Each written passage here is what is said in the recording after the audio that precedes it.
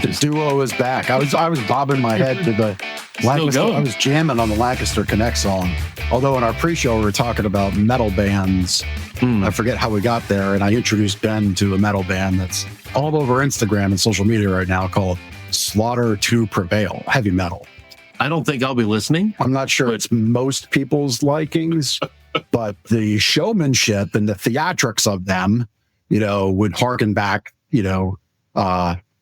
maybe to what our parents and you watching might thought of was really cutting edge as Kiss back in the day. Oh my gosh. Okay. But, by today's standards, this is on par. Right. It just blends right in. But yeah, Slaughter to Prevail is like blowing up Instagram and TikTok because that's what bands do nowadays. The music industry is a little different. I'm sure producer Chris can chime in there, but to be a musician star these days, it's like you're not doing crazy. You're not doing it without the gram or the put talk. It on video, right? Put it out there. If you really want to be successful, you're on Snapgram. Okay. Or Face Chat. That's the new one. Yeah. That's right. Gardner's on that yet? We are, we're on LinkedIn, YouTube, and Facebook, and we're happy to be those places and no other places because we're you got me here. You got me. Did you fall for a lot? Oh, no. Oh, well, it's possible. It's very possible. Yeah, it's possible. It's possible. Anyway, you're looking very tan. You're back from your beach vacation. I am back from the beach. Look at my it's like everybody's cameras just in screens just wash white. It's blinded by the light. Blinded by it. Yeah. Spent a nice week in Cape May with the family. Great weather. When you're in the sun a little bit, you'll get a little darker. That's right. This will fade probably pretty soon. So enjoy it for a week. Yeah, very good. Thanks for holding down the fort. Well, it's our team that does it, really. I was in Kentucky Thursday, Friday, Saturday last week as you were in Cape May. And I more meant the Lancaster Connects fort, but the Gardner's fort. Yeah. Yeah. Well, I mean, look, our team does great every week, whether we're here or not. And yes, I was here last week with Prima Theater. I just realized we had back-to-back theater shows here. Well, yeah. We planned that. Maybe we planned that. What's next week? I don't know. You're here solo next week. Next week is... you'll find out next week. Yeah, that's true. You can find out next week. Pennsylvania Trail Association or Keystone Trail Association. Yeah. Not theater. Not theater. Okay. No, it's outdoors. So anyway, but yeah, no, speaking of our team, we value our team here. We have Drew, who's been with us for like 9 years. I think it's 10 years this fall. Chad's been with us for a little over a year. Phil's been with us for like 4 years. Sean and John on our delivery team have been with us for about 6 months or so. Everybody's just really great here. And we really appreciate them. And we show that appreciation in a number of different ways. But July is like beef month. Like, where's the beef? Where bringing back the Wendy's slogan from what, like 30 years ago, 40 years ago? Yeah. So this morning, in partnership or customership with Ironstone Spring Farms, we wrote a check to them for a whole steer. And this was a big one. We're going to go through some of the photos, but that's what 539.6 pounds of Lancaster grass-fed beef looks like in a box. It's amazing beef. We've done this for really 4 years now? I think so. 3 or 4 years. Yeah. Everything that we get from them is fantastic. The guts, the ground beef. It really is. So thank you to Liz Martin at Ironstone Spring Farm in Lancaster, more Millersville, but Lancaster address. You can look them up on social media and online. Ironstone Spring Farm. She does fantastic grass-fed finished beef. No hormones, no growth stuff. There we go. Yeah. None of the nasty stuff at all. 5-generation farm there that I see on the screen. We were in a referral group with her when she had her insurance agency. Just a great person, great asset to our community. She now focuses, I believe, just on the farm and her philanthropy. And so we should have Liz on the show sometime. Yeah. Well, I don't know. I mean, she's living that idyllic farm life right now. I don't know. That's true. But yeah, so we get from them once a year, and I'm a little concerned because my friend group, my personal friend group, saw what we were doing last year and said, we want in. So I have 2 other groups of beef cow purchasing groups aligned, but this one was like 150 pounds bigger than last year's summer cow. And as the year goes on, they get bigger, right? Because they're just out there living their life, eating the grass and growing, and they get bigger. So I'm kind of concerned. So I sent Liz a message like, hey, was this an outlier or is this what we should expect? Because we're going to need a bigger freezer if this is the case. And instead of dividing it into like 1/6 pools, I might have to go to like 1/8 or something like that, because this was a lot of beef. Like those, like, where's the beef? The beef is all over the place here today in coolers, but we have it. And we do that because we thank our team. Yeah. So we split it all up, gave everybody, what? Filled their freezer. 7 of us. So split it all up. Yeah. Pretty cool. It's a fun morning here in July when we do that. That's right. And everybody brings their coolers in, and we don't do it instead of next week's payroll, right? This is on top of everything that they get paid. That's right. That's right. I would hope people wouldn't think we would do that. Right. You're getting paid in meat. That's meat. That harkens back like the company store days. Right. Where the miners got paid in like wooden nickels and then had to go buy their groceries at 7 times the cost. Oh my gosh. Yeah. Oh yeah. We're not doing that. We're not playing. No, we don't do that. But anyway, so that was our magic trick for our people today. But we've got Brett Myers from Magic and Wonder Dinner Theater with us again for a repeat. It's kind of like SNL. Hi, Brett. You're on your number 2. Yes, honored to be back. Good to see you guys again. Good to see you. Yeah, the SNL does like a 5-timers club, right? Right. So yeah, I mean, maybe we won't get the 5-timers, but maybe a 3rd-timer club. So we could have a 3rd-timer club next year. Brett, look, wow, yes, have you back and do a big 3rd-timer thing, right? Yeah, maybe the 3rd time we have you guys come out here and we'll do something at the theater. And you guys can be like to appear and disappear. There we go. You could hypnotize Ben and make him pluck like a chicken. I'm not a hypnotist, but I know a few. So yeah, we could bring in the hypnotist if you guys like. You get Ben. That would be fantastic. That'd be great. Try to hypnotize me and make me dance, which I never do. I think we've got the beginnings of our 200th episode. Well, Brett doesn't do hypnosis. Well, Brett doesn't do that. It'll be a whole thing. It'll be, Yeah. Anyways, well, it's good to see you guys. Yeah, I know it's an honor to be back, and it's always fun to interact with you guys. And I'm excited to talk to you guys today. Although you thought for half a second there about the hypnotizing thing, about fun to interact, you're like, what did I get myself into this time around? But anyway, Brett, thank you for being here. Let's jump in. So your very first magic trick that you mastered, which one was that? Oh, that was a card trick that I learned off of a video series that basically you have an audience member repeat the same steps that you do. They pick out their favorite card and you're doing the exact same thing. And then the cards end up matching where your favorite card ends up being my favorite card. The trick was called Do As I Do. And I remember I got a video series, a video course teaching small, simple tricks that you could do with everyday household objects.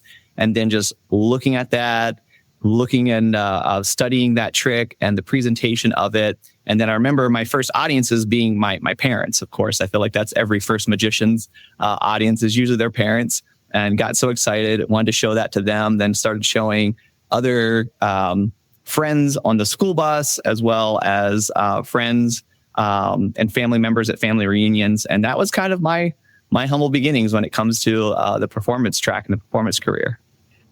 Did you say how old you were when you did that first trick? Yeah, I didn't say that, but I was basically about 14 years old when I started that. So about 13, 14, I had gotten, I think, a magic kit when I was about 7 or 8 years old. But like a lot of us, you get something when you're young and you pick it up, you learn something and you put it away. I can't really tell you what was inside of that first magic kit, but I remember being fascinated with it. And it wasn't until I was about 14 years old that a friend loaned me some videos and I decided, you know what? I really want to try to do this. I want to try to like master this art form of magic because it's pretty cool. It's a lot of fun. But just like any art form or sport or any ability that you learn, it takes a lot of time, effort, and practice. And of course, the best teacher is experience. Yeah.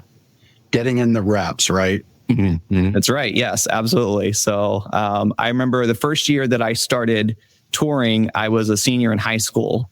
And the first shows that I did were awful. I still look back on some of the footage from those first early years. And I look back on it. It's just, it's cringeworthy just because of the way that, the tricks were poorly done. They were poorly presented. The words were haphazardly put together. And it just is, it's the best that you can do because you can only do as well as you know how to do. And then fast forward about 10 years from that point, that's when we started doing shows in Lancaster at Magic and Wonder. We started Magic and Wonder in Lancaster and started performing actually at Birdenham. They had a performance venue that was on the lower level of their restaurant. And again, first year, there's always a lot that you're learning. And I look back on those first years and I'm like, wow, I'm really glad that we're not doing those same illusions anymore. There's definitely moments where, you have that bittersweet memory where you're like, oh, that trick that we used to do with the fireflies and we made this magical moment appear from the audience. It was so cool and wonderful. But there's certain things that as you grow and advance and you develop in any craft or ability, you kind of look past on that and you say, okay, that worked for that time. And now you're continuing to grow and develop and try new things. Just to kind of maybe go a little left turn in our conversation, it dawns on me that film, as you had to evaluate your skills, like it's great today to have that. And it's so largely easily done with great cameras and video cameras and phones in our pocket, right? But the flip side of that is, as a kid, everything you do now can be and often is put on tape. And you just don't have that like that wonderment and that freedom of trying it out and not having it recorded. Right. Yeah. I feel like there's some freedom in just being able to make a mistake. There's some freedom in, I bring this up because I was looking at my son's football film because we've got recruiters working with him now and we need film. And I was looking at his freshman year and that was a rough year and so much different than the 10th grade year. And the recruiter said, we don't need that freshman year. And I'm like, oh, thank God, because that was a rough year. And I just think kids today, if they want to pick this up, it's just that, again, social media just kind of puts a pressure on them. Do you think more kids would be attracted to magic if they could just do it without some of it being recorded? I'm not sure. I know that the advantage to you being able to record something is that you can record it 50 times and get it right that 1 out of 50 times. And then that's the video that you upload, as opposed to when you're just walking up to somebody, you don't have the luxury to say, hey, give me 50 chances. I'm going to get this right one of these times. So it's just different. I feel like there's definitely pros and cons to it. I think that, when it comes to even magic for television, magic for the screens, there's different things that you can do that you can't do in live theater or live performance and setting. For example, you're controlling the angle of the camera. So I may be able to move in an elephant in the screen because all I'm controlling is this frame. I'm not having to control what people see outside of the frame. But that's true of anything within film, is that you're always controlling what the audience sees. Here in theater, it's a little different because your angle is a little bit wider. Obviously, if the audience was perhaps behind stage or backstage, they're going to get a different show and a different experience than what they're able to see. But it's all about kind of controlling those angles and the experience that the audience has. Yeah.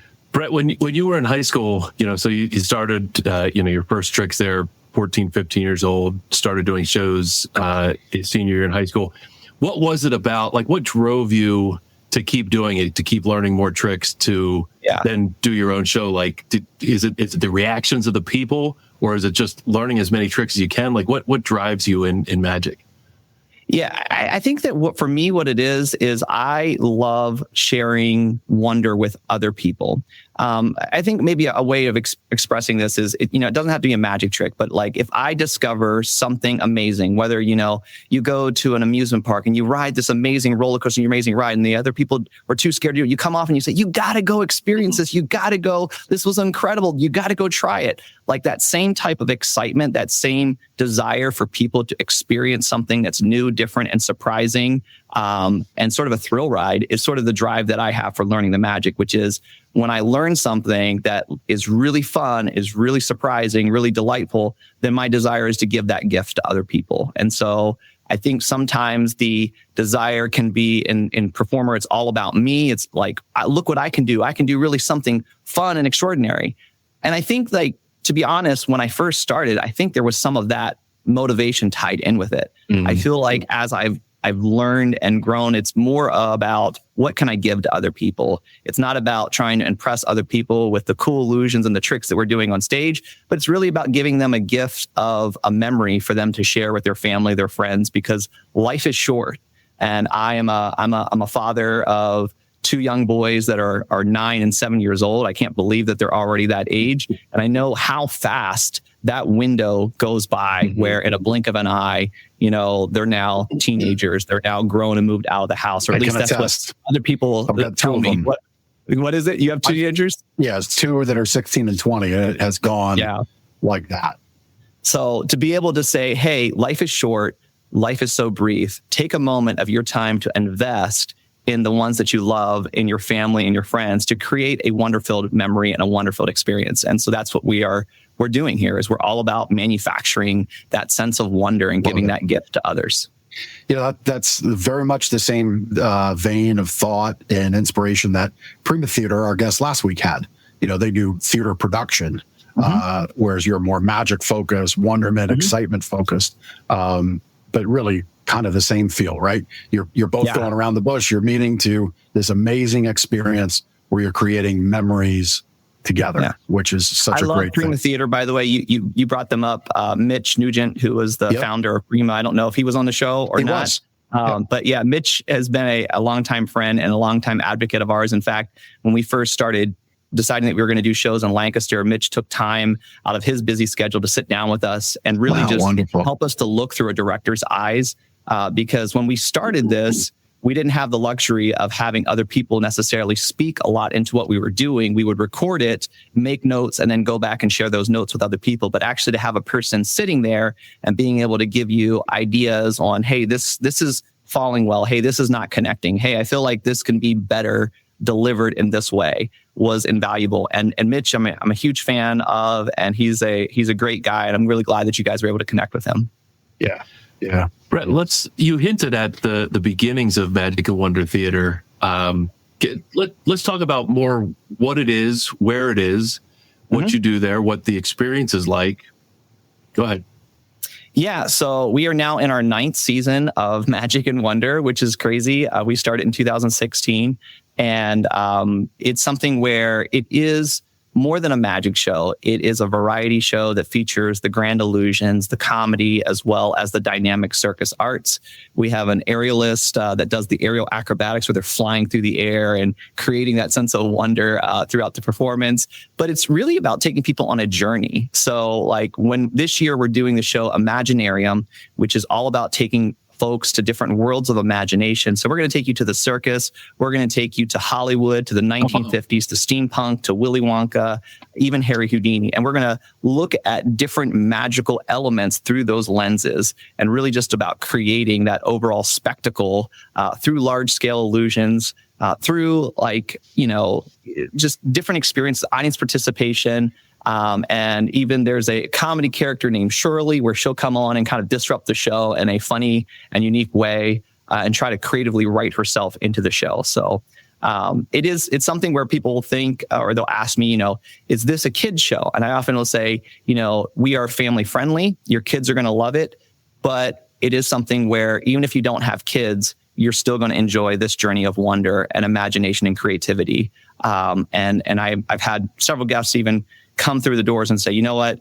I enjoyed the show. My kids loved it, but I loved it even more than my kids did. Or we didn't even have kids along with us, but this was so much fun. I never thought I would enjoy a magic show. But it's just, right now you're seeing one of the other ways that we create wonder, which is through our own line of specialty drinks experiences. And they're packed with candy and goblet, and they come out served with a sparkler.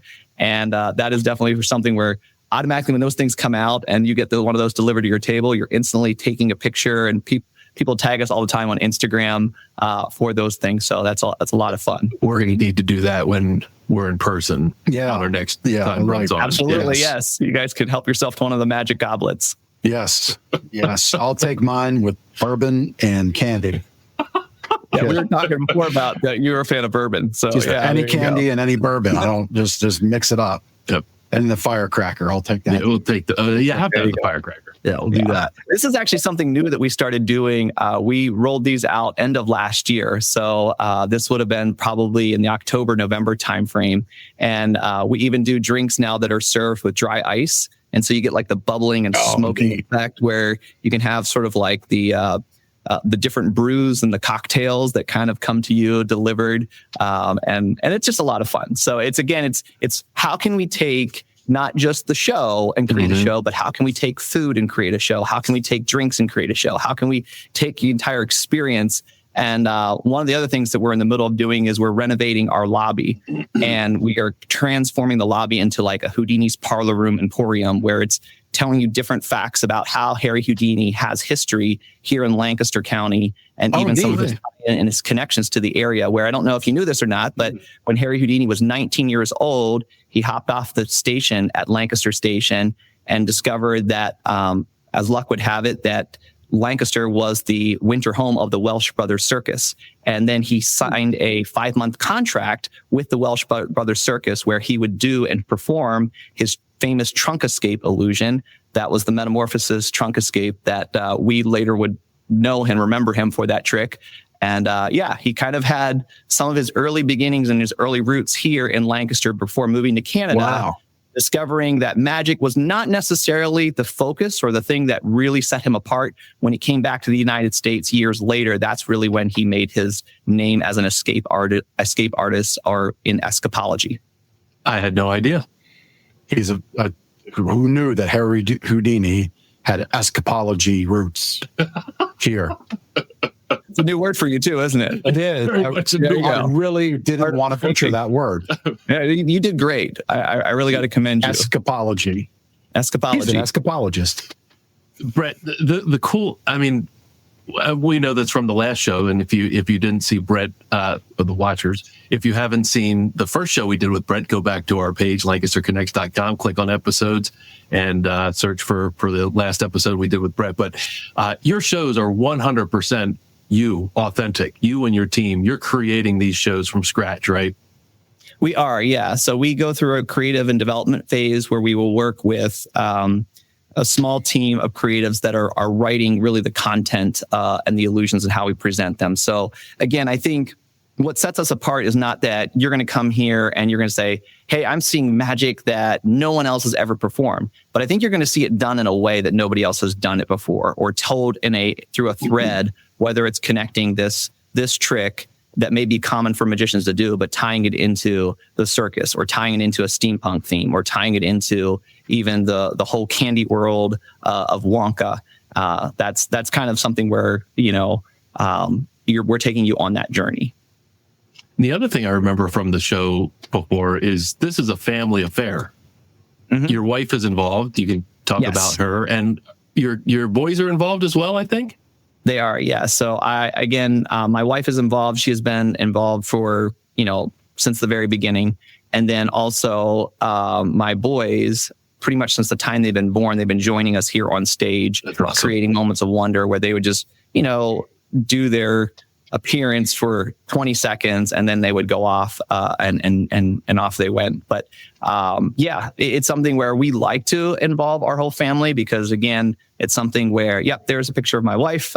She also operates as our group sales director and many other functions as well. I feel like she's really the secret behind our success, because again, I may have the dream, I may have the vision, I may have, where are we going, but she really has helped fill in the gaps of how do we communicate this step by step to our team and break it down for them It's kind of like the wide lens, narrow lens focus, where if you ask me what feeling do I want to accomplish, what do I want the audience to experience, what do I want the audience to feel, I can tell you that. If you ask me where a person should stand, I don't have a clue. So that's something where my wife would have to tell you then, hey, you need to stand this way and you need to point focus over here and you want to enter at this specific moment. So it's just, gotcha.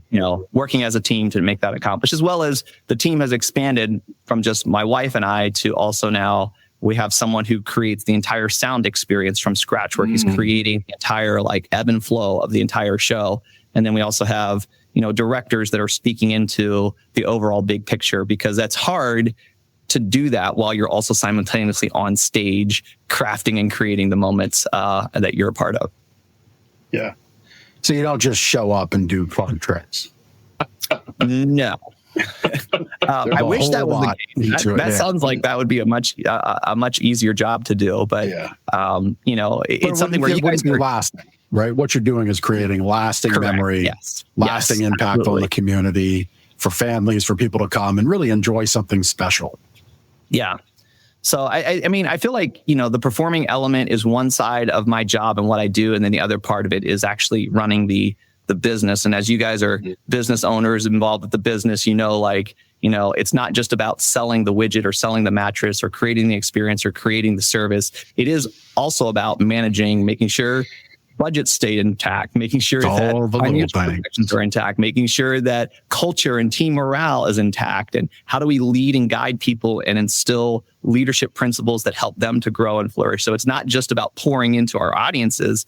It's about when Labrina and I moved into the building that we're in right now, that would have been January 1st of 2020, and we can seat about 320 people. It was me, Labrina, and 5 other people that were here. And now it is, we have 43 employees that are now making the experience. So congratulations. We've seen that tremendous growth, but we've also seen the operations where it's kind of like you're building the systems while you'll simultaneously be building the revenue side of things. So you're constantly trying to stay in balance, where you don't grow too big too fast, but you also don't grow too fast that your operations can't support it or that your revenue can't support the operations. So Brett, I don't know if we flashed it up on the screen, but we should put your address up there and, maybe you can describe where you are. I know you're on Route 30, east side of town. There it is.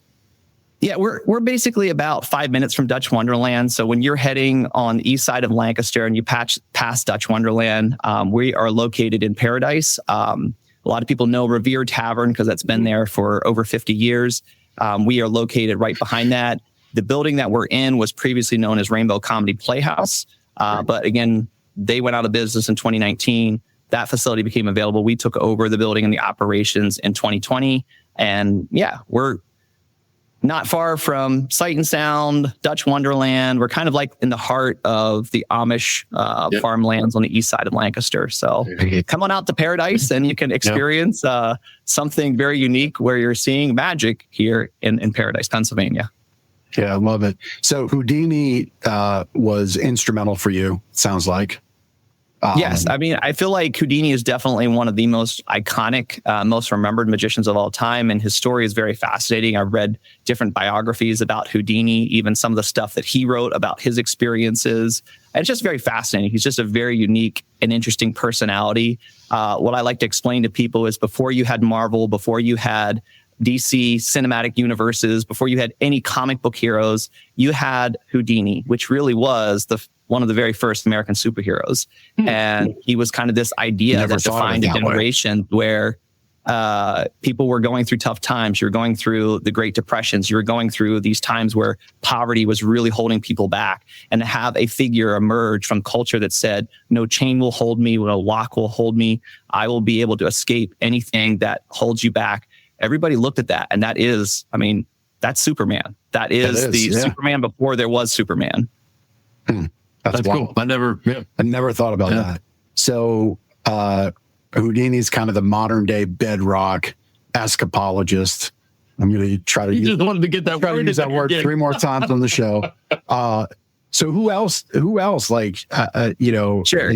There's definitely there's definitely people throughout history that have completely shaped. And I mean, this could be a whole separate podcast that Sure. Other guys who have studied the history of magic would be able to tell the stories much better. But I think that other people that have really shaped it would be Doug Henning. He was kind of the first major superstar of magic, where he had a show on Broadway called The Magic Show that ran for many, many years. And it was a huge success. You can actually watch video footage. There used to be it on Amazon Prime, had The Magic Show by Doug Henning, that you could go back and actually watch the whole thing in its entirety. Then also you had, after Doug Henning kind of paved the way for the next big, huge icon in magic, which would be David Copperfield, which a lot of people would recognize the name David Copperfield because like, oh, he's the guy that made the Statue of Liberty disappear. And so, yeah, there's tons of lineage, there's tons of history, there's tons of tie-ins where even just understanding what was magic like during the Victorian era, what was magic like during the 1800s, what was magic like not even inside the United States, but in England and other places. It's very fascinating. It's a really, really cool art that has so much unique history and tie-ins to many different things. In fact, one of the things people don't understand is that special effects in movies was actually created by a French magician named Georges Méliès, and he was like the founding father of special effects. And he basically, film started off as a magic trick because you're making something inanimate come to life. All of a sudden the pictures were moving and suddenly it was coming at audiences. There was a train rushing towards them, and all of that was almost perceived to be a magic trick. And so there's lots of different like spin-offs and tie-ins that magic has connections to many different fields. Yeah. Yeah. I remember watching a YouTube video about like a train scene, early film, a train, being made to move over the mountains. I think it was, the Yellow Book Road, Tornado. What is the movie I'm thinking of? Wizard of Oz? Wizard of Oz, that one. There, I can say Escapology, but I can't remember Wizard of Oz. There's one. I get two more. The Lion, the Tin Man. Yeah. Like that had a lot of special effects in it, which was, probably a little more advanced than the earlier stuff. But yeah, very cool. Thank you for the history there. So as we were warming up behind the scenes, you were showing us some cards and I brought looked like some cool tricks. You have some magic for us? Is that what we got on tap? I did bring a little something here today that I thought you guys might enjoy, but I got to know who's going to be the volunteer. Is it going to be Jeff or Ben? It's me. All right, Ben. All right, here we go. So here's what we're going to do is I'm nervous. Yeah, me too. Because we worked out something. We worked out something pretty incredible. Oh, okay. We were talking about animation and how animation, even movie special effects, kind of came to be. I'm not a very good artist, but I can draw a stick figure, and I have named this stick figure Bob. And Bob does a pick a card, any card trick, and he's actually drawn. I don't know if I can do this or not. He's drawn on the back of every one of these cards like this. Oh my gosh! Okay, yeah. And what he does is he does a pick a card, any card trick. So Ben, I have a deck here that is in brand new deck order, which is basically the order that the deck is in when you buy it. So I have ace through king of spades, then ace through king of diamonds, king through ace of clubs, and then king through ace of hearts. Ben, what card would you like Bob to find for you today? And I'm allowed to say it right now. Yeah, you got to say it because, so I'm going to pull it out. Whatever one to say. We'll say the 4 of clubs. 4 of clubs. So this card right here, is that right? That's the one. All right. So what we're going to do, sorry, you guys can't see this here. I'm going to actually put this out here. Now, if you were here, I would like put this on the thing for you and you kind of be able to hold on to it here. So the 4 of clubs. So I'm going to just lay it over here on the table. Pretending I'm holding it. Bob is going to peek at the table that this is sitting on. Bob, are you ready? I think I saw a little wave to say that he was ready. So what happens is as I flip down through this creates the impression of that moving picture that we talked about earlier, but this is best presented in flipbook fashion. So here is Card-toon. Watch. Okay. Card-toon, okay. It's gone in the cannon. Oh. He's got a card here. Oh, what? No. Stop it. Well, we didn't work Can you that go out, around Brett. across, Bob? There it is. And yes. Bob found your card, the 4 of clubs. No way. So anyways, yeah, what I created for you just now was just a little small taste of what we do. When we do stuff on stage, it might be a little bit bigger. Like you might I want have to be a magician. No more mattresses. I want to be a magician.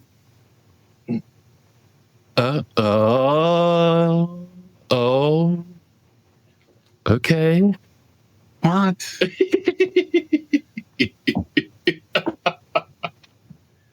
where things appear, disappear, ladies are sawn in half. Then you might even start floating in the air just like that table did. But we've got all kinds of different fun things that happen here at the theater. I'm always blown away when I see stuff like that. Like the table was... What? What just happened? I wasn't expecting the table to move. That was very Next cool. time you can check for the invisible strings. I'll let you guys come over. And I you was guys looking can, for the strings and I didn't see them. Yeah, I didn't see them. well, listen, the cameras can hide a lot of things, but yeah, if you guys were here, I would have you wave your hands over it, make sure there's no strings. But that's something where, again, certain things that can be done on camera can't necessarily be done in person, but these are both things that can be done in person. Or if I was standing next to you guys, it would be something that you would be able to experience and it happened for you. Bob and the Four Clubs, man, that was, I've never seen a trick like that. He had it there in his hands. So you guys are going to have to come out and you have to see more magic. You'll have to experience more wonder when you come out here. Bring your families, bring your friends, bring whoever, it's all ages.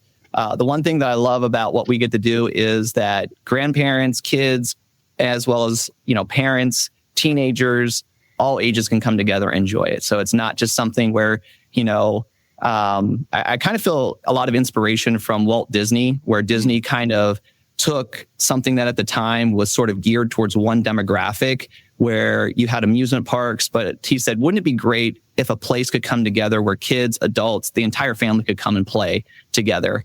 And that's really something that I feel deep inspiration for, where all ages are going to be able to come and enjoy it. Look at that. Cool. That young gentleman is doing some great magic there that he bought at the magic shop that we have here. And he's making the pages become colored and disappeared and all that. So, okay. So so you have a magic shop on site, and before we wrap up, we'll get when the dates are, when you normally run and all that stuff. But so, do you love seeing the young kids get into the magic shop and pick out this thing or that thing? And can you look at a kid and say, you know what, I bet you there's something about them where they're going to stick with this? Yeah, I feel like I love being able to have people come and be inspired. Or I know there are times where grandparents will come by themselves to the show and they'll buy a trick that they see in the magic shop that we teach them. And now suddenly they're going to be the coolest grandparent this kid has ever met, because they're going to come back and they're going to give this kid this magic trick that they bought. And, being able to even show that and experience that. You asked about like when people can come to see the shows. Yes. We operate pretty much year round. So March we open and we run all the way through the end of December. And we do basically 5 magic shows per week, one show every day, Tuesday through Saturday. Our only dark days are Sundays and Mondays. But pretty much it's consistent throughout the entire year. We're going to do 5 magic shows. We also do a music review show called Jukebox Jive. I'm not in that show, but that's kind of a way that we can kind of expand what we offer so that it's not just magic. So for people that say, oh, I don't know if I would enjoy magic, it's like, great. Well, we're going to take you through the wonder decades, the wonder years, the best music of rock and roll, and recreate some of those wonder-filled moments that we've kind of romanticized in our eyes. Of whether it's drive-in movie, or we're taking you to the 1950s soda pop shop, or we're taking you to Woodstock, or we're taking you to an Elvis concert. Like, these are kind of the moments that you're going to experience that still evoke that sense of wonder, but we do it through a different art form, which is a music show as opposed to magic. I bet you Ben would appreciate if you would jump ahead a handful of decades and have the Swiftie eras. We have the 80s. We have yet to get to the Swiftie eras. So we're all the way to the 80s now. We do different hits from the 80s, which audiences like. But yeah, I too. And Ben, let's do it sometime in the future. There. Let's go. A Swifties tribute, or you told me a Spotify tribute. Swiftie.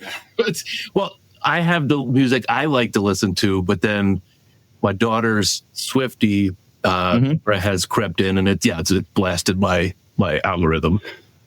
That's what he says. Yeah, all right. Yeah. It just so happens that for some reason, when you hop into your car, Taylor Swift just somehow impossibly just keeps playing while even your daughter's not there. Meanwhile, the kids have their own phones and their own music phones. But yeah, sure. It was because of the road trip. Yeah, that's what it was. Brett, what's the best way to get tickets to your show? Go to the website? Yeah, if you go to LancasterMagicShow.com, MagicAndWonderShow.com, both those places go to the same place, and you can pick your seats online.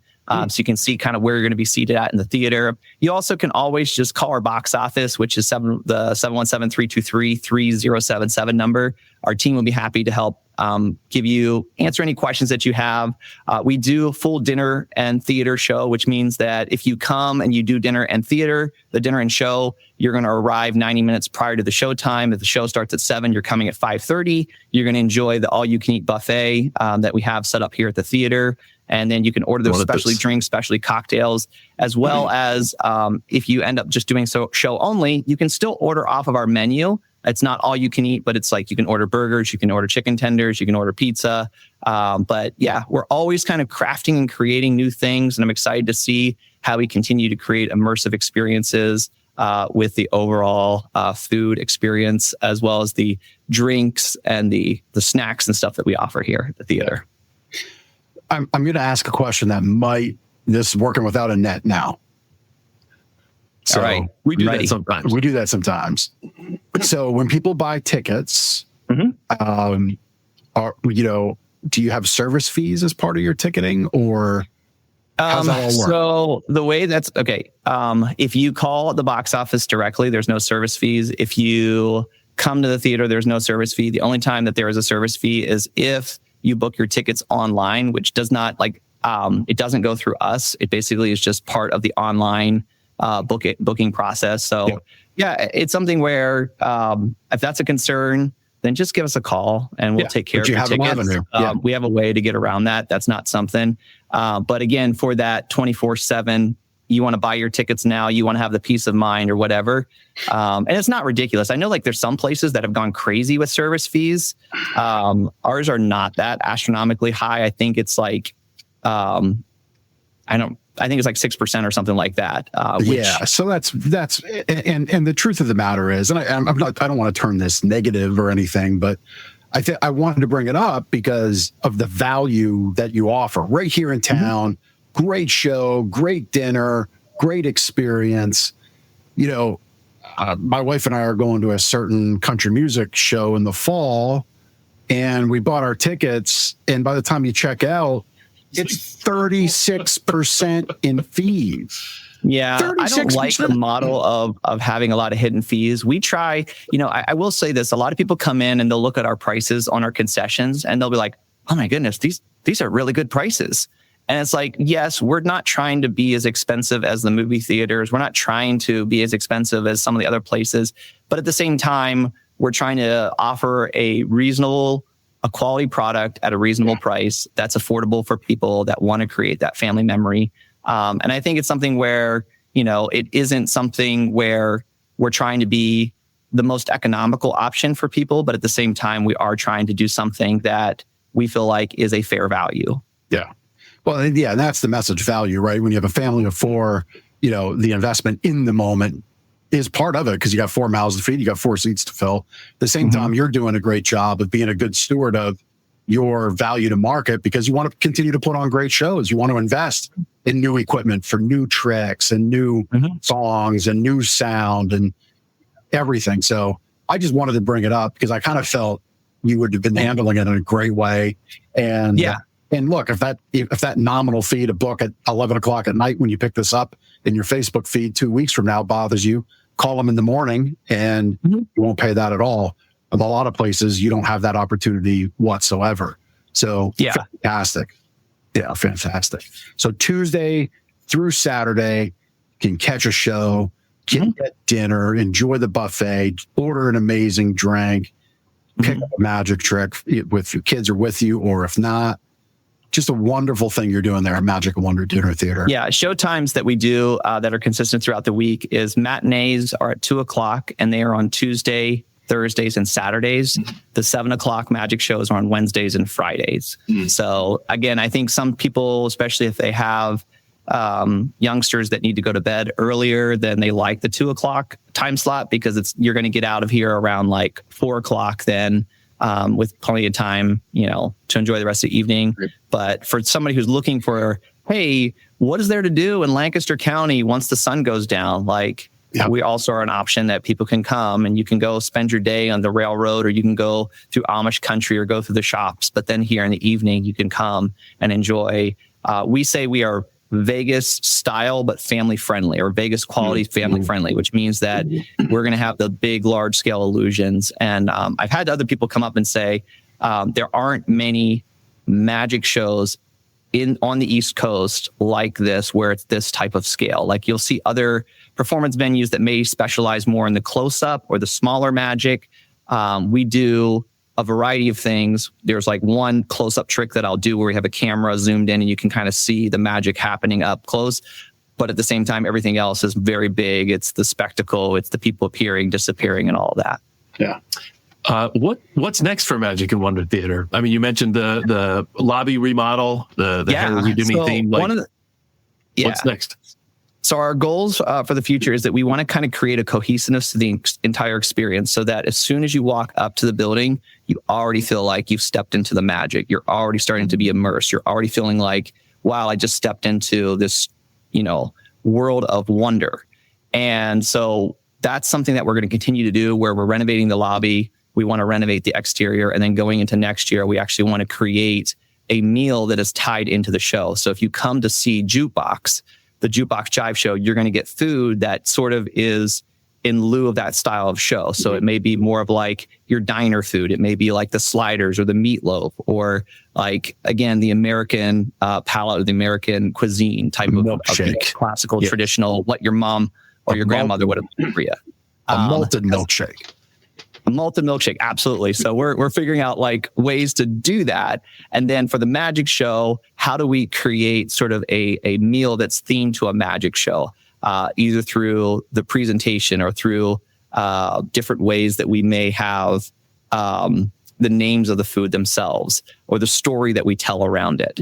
So all this is kind of something that we're working on, and it's all something that we are excited about doing for the future. I apologize that this pie is just just make him disappear. Come on. Yeah. Apparently he's drawn to the light. I don't know what it is, but make him disappear. Let's go. I think last time I was talking to you, I had a guest walk in, and this time I just have problems with flies. I don't know what is happening here. So it's just right here, right now. I don't know what. Yeah. So, yeah. But I think what's next is we're continue to grow, expand. We're going to continue to figure out ways in which we can immerse our audiences. And even like in the lobby, there are going to be interactive elements where maybe you have a trunk that's tied with chains and it's like moving and shaking because someone's trying to escape from the inside of it. Or there's different ways in which you can interact with different things in the lobby, where if you take this magic wand and you point to it, all of a sudden something magical happens. A rabbit appears out of a top hat using a Pepper's Ghost effect, which was popularized at the Haunted Mansion, as well as other, that's an old magic trick that comes from the late 1800s, early 1900s. So it's like those type of elements are the things where we're moving towards and saying, how do we create more story? How do we create more immersiveness? How do we kind of set ourselves apart from anything else that there is to do here in this area, and just continue to make what we're creating, which is wonder, even more a part of what we're doing. That's really cool. Yeah. Love it. Love the forward vision. Love everything that you're bringing to the county. 5 days a week, catch a great show, family friendly, or just great for you and your wife, your partner, your spouse. Catch a show, support local arts like this, local assets that we have that make Lancaster County great. Thanks for being a part of it, Brett. Appreciate it. Absolutely. Thank you, guys. I appreciate you inviting me on for a second time. Honored to do it. And cross my fingers for that third time to be able to do something with you guys in person here. I want to be solid. Love it. Sounds great. You got time for a few more questions? Connection cocktail time? Sure, let's do it. Yep. You want to go first? Yeah. So you were born and raised in Chambersburg, what brought you to Lancaster? Yes, born and raised in Chambersburg. I moved to Lancaster about 13, 14 years ago. The reason we moved to Lancaster was because Chambersburg did not have a lot of artists, anybody in theater in that area. So the idea and thought was, well, you can either be the biggest fish in a small pond, or you can go to a larger pond that you can learn and grow from other larger fish. And so we kind of looked at basing ourselves out of an area in the Mid-Atlantic Northeast region, because that's where a lot of my connections. And at the time I was touring and traveling the country doing magic shows and partnering with ministry and nonprofit organizations. But a lot of those events were centered around the Northeast Mid-Atlantic region. So we had looked at maybe moving to the Southeast, down around Nashville and that area. And we felt like there were already several magicians that were down in that region. And so we said, you know what, why don't we go to an area like Lancaster that doesn't have anything really magic related, is closer to a lot of the connections. And here we are. That's really cool. That's a cool story. Very good. Aside from magic and of course the theater and everything you do there, what are some of your other passions? I kind of referenced this earlier, but I'm a huge theme park fan. I love going to places like Universal or Disney that are able just to take and transport you into a different world. I love walking around different shops of like the Harry Potter universe, and you just feel like you're right in the middle of the movie. I love going to, just place like Busch Gardens, Williamsburg, where you can walk around different countries and you can sample different foods and you can experience different things where you feel like you're in a different world. And I think what's so powerful about that is that you're able to like take people out of their reality, maybe their worries, their troubles, the things that, have been at the focus of their mind. They're able to set that aside for a moment, and they're able to go on a journey with you and take them into the world that you want them to experience. So I love roller coasters. So I enjoy going to Hershey Park and riding Wildcats Revenge or any of the roller coasters out there. I'm a huge roller coaster buff. And if you ask me, I'm the guy that's usually sitting there arguing with the friend saying, no, this was manufactured by this designer or this person. Yeah, that the first blah, blah, blah, blah. Yeah, I'm that guy. Yeah, Drew here at the store, who's been with us about 9 years, I think coming up on 10 years in December. He's a big roller coaster fan, gets out to Cedar Point, Ohio every year and has a Hershey Park pass. And you guys would jam out on roller coasters. For sure, yes. All right, last question, and then we'll let you off the hook. Although it seems like you like being on Lancaster Connects, so that's good. What's your favorite Lancaster small business? Okay. I think the way that I would answer that question is I love Hope International, which they started in Lancaster. Keystone Custom Homes kind of started off. Are you guys, am I kind of repeating something you guys already know? Oh, no, like we had Keystone on the show. Yep. Okay. So I actually, years ago, we did fundraiser shows for Hope International and kind of partner with them to help make poverty disappear and help some of the poorest communities around the world. So I feel like, I love the vision that Jeff had where he just, tried in some ways to send materials to another country to help them. And then that trying to help them actually was hurting them. And they said, please stop sending this. Our people are becoming dependent upon this resource that's being sent here. And so then they step back and they say, what can we do to actually help people raise themselves out of poverty instead of creating dependency upon foreign aid and foreign help? Like, that's not the goal. There's not sustainability in that, because as soon as that dries up, then, it's gone. So I feel like Hope International, it's a local business that started, and yet it has global and international impact. And yet it kind of all started with sort of that vision of Jeff wanting to help another community and then stepping back and doing a really hard thing, which is when you try to do something that's helping and you realize it's not helping, asking the bigger question of what can we do then to actually help, which I think is really cool that they figured that out. Yeah. An amazing organization for sure. Yeah, it is. Fantastic, Brett. Thank you for your time today. I'm still blown away at the four clubs, the floating table. Yeah, Bob. But yeah, we'll try to figure that one out. And that's the beauty of it, is you're Your mind just like tries to wrap around it. Unless you know how to do the trick, you just won't figure it out. Brett's like, important thing. Some people say, you know what? I really want to figure out how the trick is done. And then I always ask them, I said, but did you have fun? And they go, yeah. And I'm like, great. That's all I care about. So whether you know how the trick is done, I really don't that's not the important factor to me. Whether or not you had fun and you were entertained, that's what I was trying to accomplish. Yeah. So we've had Magic and Wonders contact details on the screen. It's in our show notes. Call the box office if you want tickets direct at 717-323-3077. Out there on Lincoln Highway East, east side of town. Just continue past Dutch Wonderland near the Revere Tavern. They're their own building, magicandwondershow.com. Brett, thank you for stopping by. Thank you guys so much. Good to see you again. Yes, thank you. Yeah. Thank you. That was a lot of fun. I mean, I don't know. Like I can kind of do. Let's hear. I can kind of do what Brett did. Yes. You can wave around the table. I saw your hand touching. There's no magic in that.